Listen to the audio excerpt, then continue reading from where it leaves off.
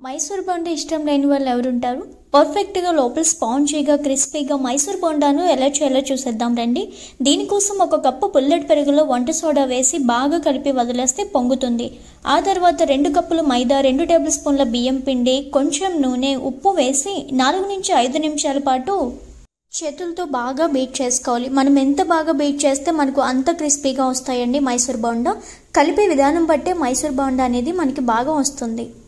ఇప్పుడు దీనిని 2 గంటల పాటు అలా పక్కన ఉంచేయండి. 2 గంటల తర్వాత అల్లం, పచ్చిమిర్చి, కరివేపాకు, కొత్తిమీర ఇలా మీ దగ్గర ఏముంటావో వేసుకోండి. దాంతో పాటుగా జీలకర్ర వేసి మళ్ళీ బాగా 2 నిమిషాల పాటు బీట్ చేసేసుకోవాలి.